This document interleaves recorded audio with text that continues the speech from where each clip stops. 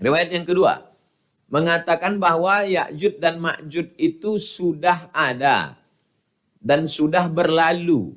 Kapan itu? Dari 3 pertanyaan pertama, ya. Dimulai dari sekarang, silakan. Assalamualaikum. Boleh sebut nama dan dari mana? Dari Selong.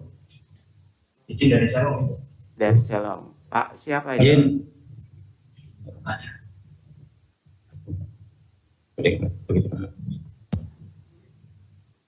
Ya, silakan Pak, sebut nama ya. Assalamualaikum warahmatullahi wabarakatuh, Pak Ustadz. Waalaikumsalam warahmatullahi wabarakatuh. Kami dari Pengadilan Negeri Selong, Lombok Timur, mewakili seluruh hakim dan pegawai yang bertanya kepada Ustadz.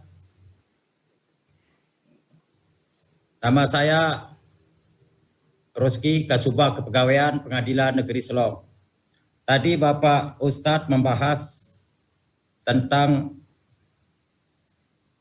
yasinan. Bahas tentang yasinan. Di sini yasinan itu bisa dibaca itu beberapa cara. Yang pertama bisa dengan cara berwudu, Pak Ustadz. Bisa dengan cara berwudu, kemudian bisa dalam keadaan tidak berwudu juga bisa. Kemudian dalam keadaan kita bekerja juga bisa. Ini mungkin karena kita sudah diberikan kenikmatan oleh Allah Subhanahu wa taala untuk membaca Al-Qur'an. Jadi segala cara hidupnya dengan membaca Al-Qur'an. Bisa juga kita sambil bekerja di rumah, sambil nah ini mau saya pertanyakan pada Ustadz. Apakah nilai daripada bacaan Al-Quran yang tadinya sambil berwudu, kemudian sambil bekerja, kemudian dalam tidak berwudu, itu mempunyai nilai yang sama atau tidak? Ya, itu yang kami pertanyakan kepada Ustadz. Mungkin perlu kami diberikan penjelasan. Kami sekali lagi atas nama seluruh keluarga besar Pengadilan Negeri Selong, Lombok Timur, mengucapkan terima kasih kepada Bapak Ustadz yang telah langsung bisa memberikan pembekalan kepada kami semua tentang ilmu agama. Demikian yang bisa kami sampaikan, kurang lebihnya mohon maaf. Wassalamualaikum warahmatullahi wabarakatuh. Waalaikumsalam warahmatullahi wabarakatuh. Terima kasih Pak Rusdi ya. Ini teman-teman dari Selong. Silakan Pak Ustadz untuk langsung dijawab. Waalaikumsalam warahmatullahi wabarakatuh. La yamassuhu illal mutahharun. Tidak boleh menyentuh mushaf Al-Quran kecuali dalam keadaan suci, berwudu dulu. Jadi kalau ada orang membaca Quran tidak menyentuh mushaf, hukumnya mubah membaca tapi kurang afdal. Level yang paling tinggi, paling afdal, paling bagus VVIP adalah berwudu, menghadap kiblat, makharijul huruf tepat, faham. Ini yang paling tinggi kualitasnya. Ini yang paling bagus. Ini yang paling original. Lalu kemudian di bawah itu membaca Quran tidak dalam keadaan berwudu. Karena dia di kantor, susah buka kaos kaki, baru saja wudunya batal, dia buka handphonenya atau laptopnya, dia buka Quran digital. Dia baca. Boleh dia membacanya selama dia tidak dalam keadaan hadas besar. Adapun kalau dia perempuan dalam keadaan berhalangan, maka saya pakai 4 mazhab sepakat tidak boleh membaca Quran dalam keadaan haid, maka dia membaca terjemah. Bacalah terjemah Yasin. Apakah ada juga pahalanya? Ya. Sedangkan membaca kitab fikih, membaca kitab hadis yang di bawah Al-Quran saja ada pahalanya. Maka kalau yang sempurna, la aqulu alif lam mim harf. Aku tidak katakan alif lam mim satu huruf. Alif satu huruf, lam satu huruf, mim satu huruf. Walikulli harfin asyru amsaliha. Satu huruf dibalas 10 kebaikan. Adapun orang yang hanya membaca terjemah, apakah dia dapat pahala juga? Wa nunazzilu minal Qur'ani ma huwa syifa. Kami turunkan Al-Quran itu sebagai penyembuh. Maka dia baca artinya, dia baca maknanya, dia masukkan ke dalam hatinya, dapat hidayah. Hudal lil muttaqin. Al-Quran itu menjadi hidayah, menjadi penerang hati, mendapat itu yang selalu kita minta. Ihdinas siratal mustaqim.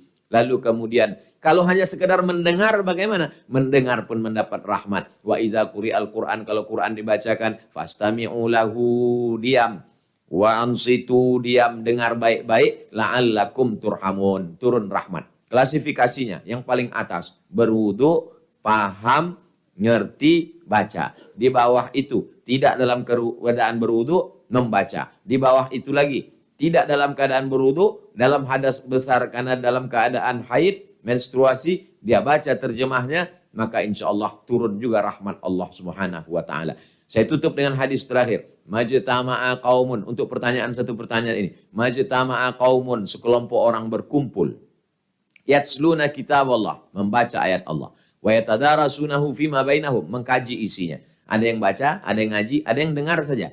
Karena satu halangan dan lain sebagainya, dia dengar saja. 4 balasan Allah. Nazalat alaihimus sakinah, turun ketenangan ke dalam hatinya. Stres, depresi, galau, dengarkan kajian Al-Quran. Nazalat alaihimus sakinah, haffat bihimul malaikah, dikelilingi malaikat rahmat. Ghasyat bihimur rahmah, mereka diliputi rahmat. Wa dzakarahumullahu fiman indah, dibanggakan Allah Ta'ala kepada para malaikat. Tidak ada obat galau, susah hati selain mendengarkan kajian. Yang selama ini pengajian yang bersifat umum, buatlah kajian tafsir surat Yasin per ayat sampai khatam.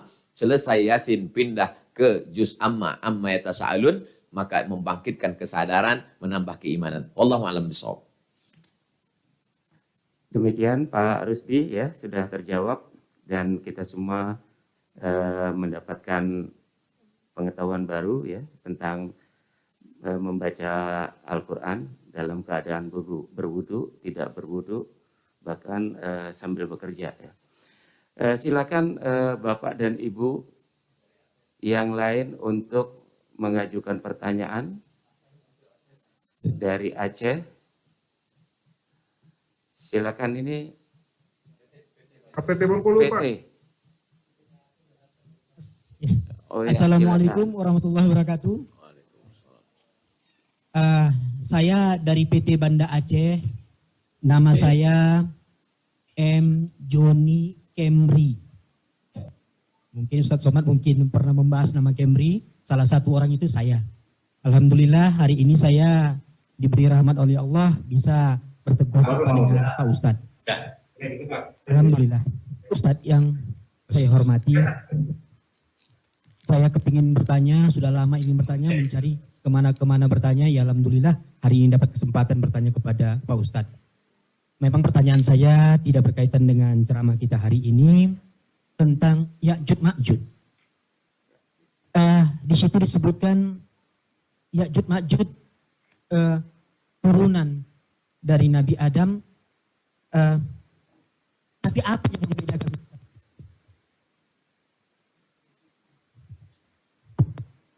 Suaranya terputus, Pak. Maaf. Pertanyaan. Ya'jud dan Ma'jud. Mereka disebut dua. Kenapa mereka harus disebut dua? Apa yang menjadi pembeda di antara mereka berdua? Kenapa yang satu disebut Ya'jud, yang satu disebut Ma'jud? Terima kasih Ustadz. Alhamdulillah. Baik, silakan Pak Ustadz terkait dengan Ya'jud dan Ma'jud. Assalamualaikum warahmatullahi wabarakatuh. Saya pernah membahas tentang nama Pak Kemri.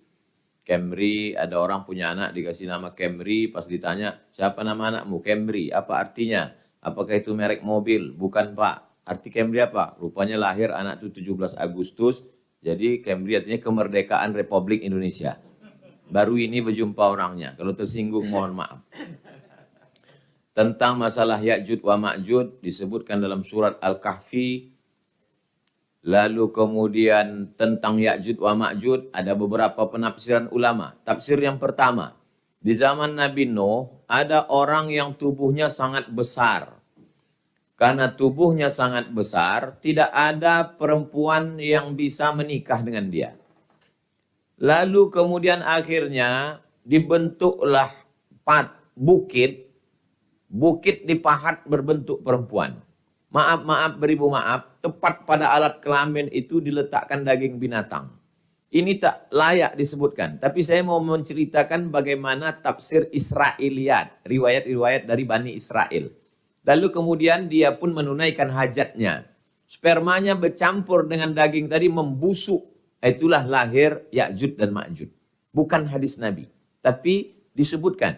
Riwayat ini disebut dengan dalam mata kuliah di Al-Azhar ada namanya Al-Israiliyat wal Maudu'at fi kutubit tafsir. Riwayat-riwayat dari Bani Israel. Karena waktu itu di Madinah ada Yahudi, Bani Nadir, Bani Qurayzah, Bani Qainuqa, Yahudi Khaybar.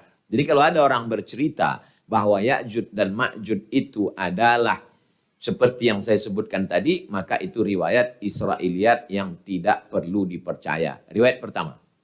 Riwayat yang kedua, mengatakan bahwa Ya'juj dan Ma'juj itu sudah ada dan sudah berlalu. Kapan itu? Ketika pasukan Mongol menyerang Baghdad. Bani Abbasiyah hancur lebur.